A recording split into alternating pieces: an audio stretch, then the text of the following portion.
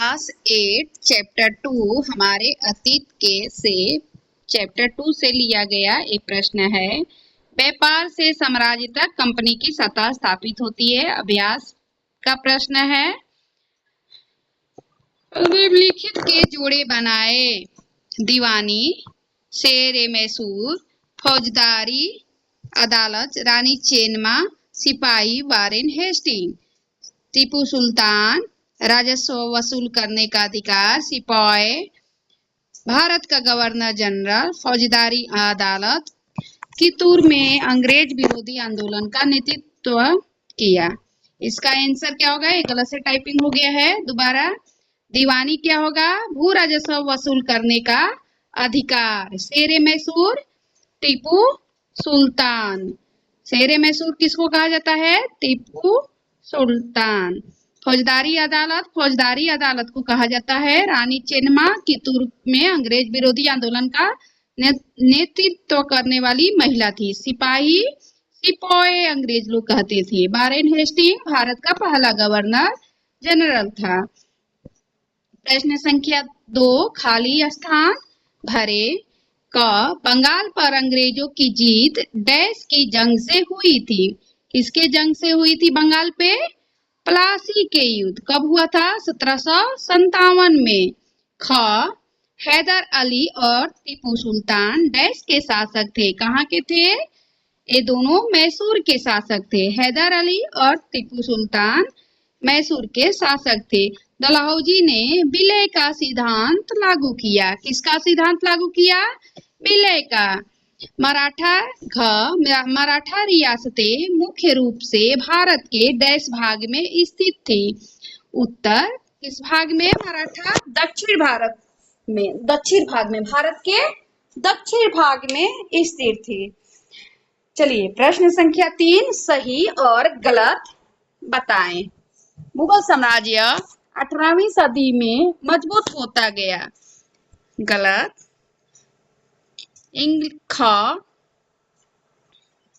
क्योंकि मुगल साम्राज्य 18वीं सदी में कमजोर होता गया, पतन की ओर चला गया।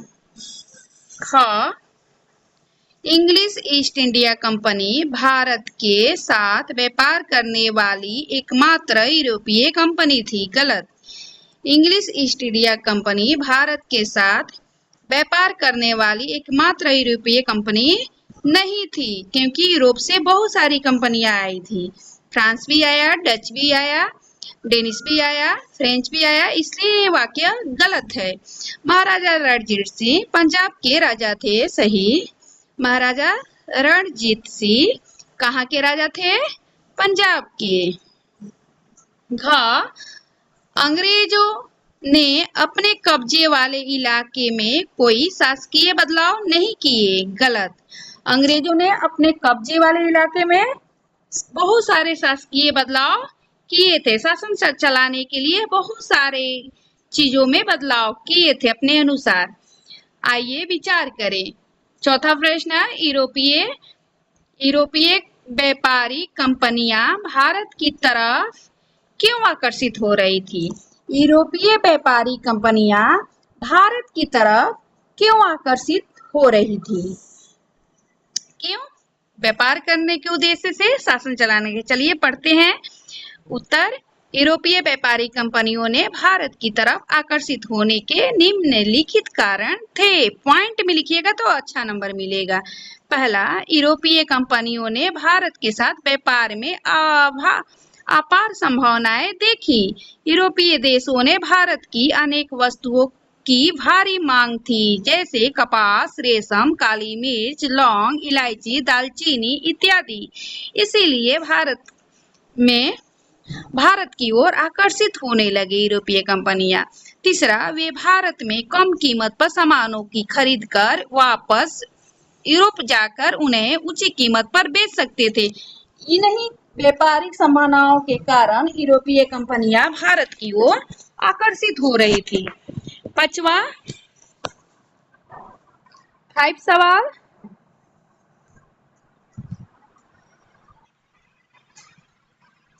प्रश्न 5, बंगाल के नवाबों और ईस्ट इंडिया कंपनी के बीच किन बातों पर विवाद थे? बंगाल के नवाबों और ईस्ट इंडिया कंपनी के बीच किन बातों पर विवाद थे? इसका उत्तर क्या होगा? बंगाल के नवाबों और कंपनी के बीच विवाद के कारण नवाबों ने कंपनी को छूट देने से मना कर दिया। नवाबों ने कंपनी को छूट देने से मना कर दिया था। नवाबों ने कंपनी को व्यापारिक अधिकार देने के लिए बहुत अधिक धनराशि की मांग की। नवाबों ने कंपनी को सिक्का ढालने का अधिकार देने से भी मना कर दिया। नवाबों ने कंपनी पर टैक्स कर अदा नहीं करने के साथ अपमानजनक पत्र लिखने का आरोप लगाया। कंपनी ने भी नवाबों पर निम्नलिखित आरोप लगाए कि नवाबों के स्थानीय अधिकार कंपनी के व्यापार को नष्ट कर रहे हैं। कंपनी को अधिक टैक्स देना पड़ रहा है। कंपनी को किलाबंदी के विस्तार और पुनर्निर्माण की अनुमति नहीं दी जा रही है। इसी कारण से दोनों के बीच क्या हुआ था? विवाद बढ़ गया था। 6 प्रश्न, दीवानी मिलने से ईस्ट इंडिया कंपनी को किस तरह फायदा हुआ? दीवानी एक फौजदारी था। दीवानी मिलने से ईस्ट इंडिया कंपनी को किस तरह फायदा पहुंचा? आंसर, दीवानी मिलने से कंपनी को फायदा। दीवानी मिलने के कारण कंपनी को बंगाल के विशाल राजस्व साधनों पर नियंत्रण मिल गया था। दीवानी पहला क्या कह रहा है? दीवानी मिलने के कारण कंपनी को बंगाल के विशाल राजस्व साधनों पर नियंत्रण मिल गया था। दूसरा, कंपनी व्यापार से ज्यादातर वस्तुएं ब्रिटेन से लाए गए। कंपनी भारत से ज्यादातर वस्तुएं ब्रिटेन से लाए गए सोने चांदी के बदले खरीदती थी।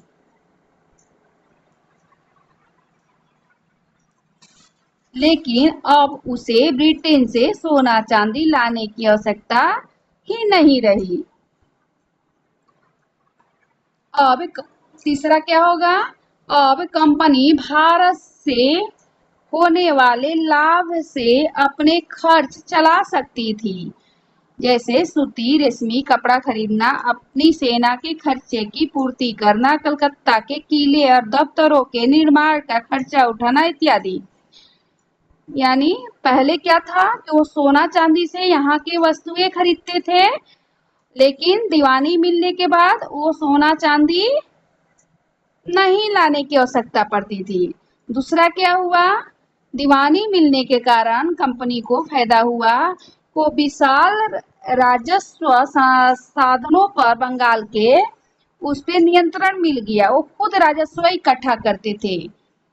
और तीसरा क्या होगा कि वो सूती कपड़ों खरीदना, व्यापार करना, सेना के खर्चे उठाना, कलकत्ता में किलेबंदी करना, दफ्तरों के निर्माण करने का खर्चा वो खुद भारत से उठाने लगे।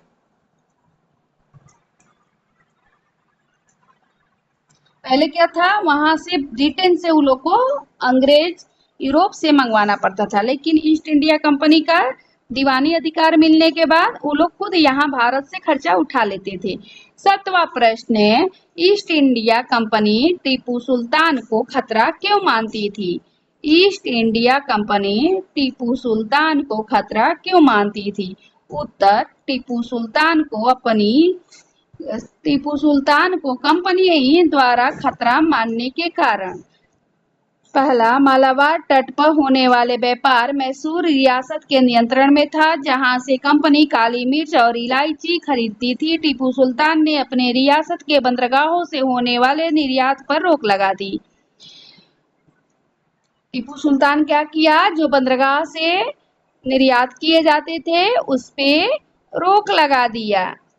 काली मिर्च और इलायची जो व्यापार होता था मैसूर क्षेत्र से, रियासत से नियंत्रण कर लिया टीपू सुल्तान। मालाबार तट पर होने वाला व्यापार मैसूर रियासत के नियंत्रण में था, मैसूर के रियासत के नियंत्रण में था, जहां से कंपनी काली मिर्च और इलायची खरीदती थी। टीपू सुल्तान ने अपनी रियासत के बंदरगाहों से होने वाले निर्यात पर रोक लगा दी।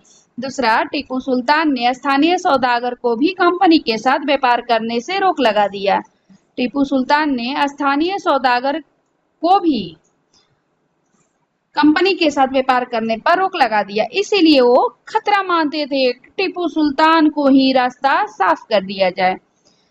तीसरा, टीपू सुल्तान ने भारत में रहने वाले फ्रांसीसी व्यापारी से घनिष्ठ संबंध स्थापित किया और उनकी मदद से अपनी सेना का आधुनिकीकरण किया। टीपू सुल्तान ने भारत में रहने वाले फ्रांसीसी व्यापारियों से घनिष्ठ संबंध स्थापित किए। फ्रांस से घनिष्ठ संबंध स्थापित किए थे टीपू सुल्तान और उनकी मदद से अपनी सेना का आधुनिकीकरण किया और उनसे लड़ने का योग बना। ठीक ना। प्रश्न संख्या 8, सब्सिडियरी एलायंस सहायक संधि व्यवस्था की व्याख्या करें। सब्सिडियरी एलायंस सहायक संधि व्यवस्था की व्याख्या करें। सहायक संधि का अर्थ गवर्नर जनरल लॉर्ड वेलेस्ली दिया है, वेलेस्ली होगा। लॉर्ड वेलेस्ली ने भारत में कंपनी के शासन के विस्तार के उद्देश्य सहायक संधि को अपनाया था। क्या कह रहे हैं? सहायक संधि का अर्थ गवर्नर जनरल लॉर्ड वेलेस्ली ने भारत में कंपनी के शासन के विस्तार के उद्देश्य से सहायक संधि को अपनाया था और इसे सहायक संधि इसलिए कहा गया कि जो भी भारतीय शासक इस संधि के शर्तों को मानने के लिए तैयार हो जाता था, कंपनी उसकी सुरक्षा में पूर्ण सहयोग करने का वायदा करती थी कि आप मेरे साथ सहायक संधि बनने का शर्त लगाइए और उस पर साइन कीजिए और हम आपकी सुरक्षा का पूर्ण गारंटी लेते हैं। सहायक संधि की शर्तें क्या थी? भारतीय शासकों को अपनी स्वतंत्र सेना रखने की इजाजत नहीं थी और जिस शासकों की सुरक्षा का भार कंपनी पर होगा वे इसके लिए कंपनी को शुल्क प्रदान करेंगे और शुल्क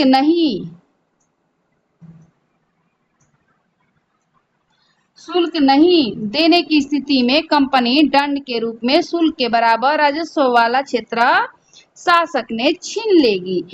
तीसरा, शासक को अपने दरबार में एक अंग्रेज रेजिडेंट रखना होगा। शासक को अपने दरबार में एक अंग्रेज रेजिडेंट रखना होगा जो शासक की गतिविधियों पर नजर रखेगा।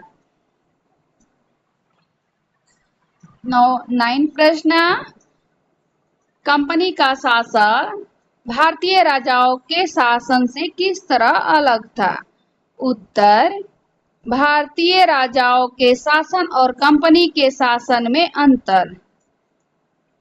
भारतीय राजाओं ने अपने राज्य का प्रशासनिक एवं राजस्व विभाजन भिन्न भिन्न इकाइयों में कर रखता था। क्या कह रहा है? किस प्रकार भिन्न था? कि भारतीय राजाओं ने अपने राज्य का प्रशासनिक एवं राजस्व विभाजन विभिन्न इकाइयों में कर लेता था, परंतु ये इकाइयां ब्रिटिश प्रशासनिक एवं राजस्व इकाइयों की तरह प्रभावी नहीं था। कंपनी ने प्रेसिडेंसी के रूप में एक नई प्रशासनिक इकाई बनाई जिसका शासन कौन होता था? गवर्नर के पास होता था। कंपनी द्वारा पुलिस एवं राजस्व व्यवस्था में काफी सुधार किया गया था।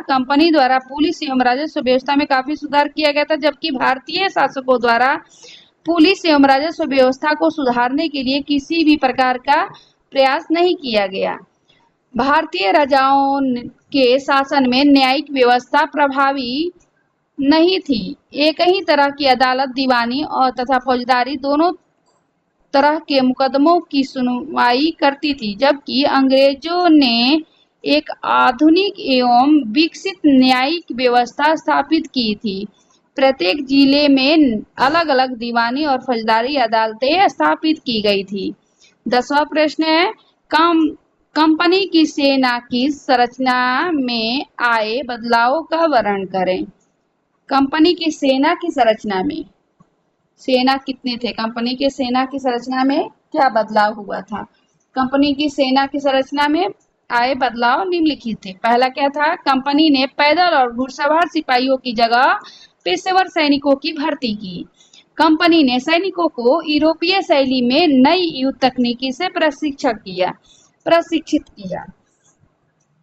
कंपनी ने अपने सैनिकों को आधुनिक हथियारों जैसे मस्केट और मैचलॉक आदि से लैस किया गया। कंपनी ने सेना में यूरोपीय सैनिकों की संख्या बढ़ा दी तथा सेना के महत्वपूर्ण स्थान जैसे तोपखाना, टैंक इत्यादि पर यूरोपीय सैनिकों को नियुक्त किया गया। सेना में यह भावना जगाई कि उनका कोई धर्म जाति नहीं है, वह केवल सैनिक है। ब्रिटिश साम्राज्य के प्रति वफादारी रहना उनका कर्तव्य है। आइए करके देखें।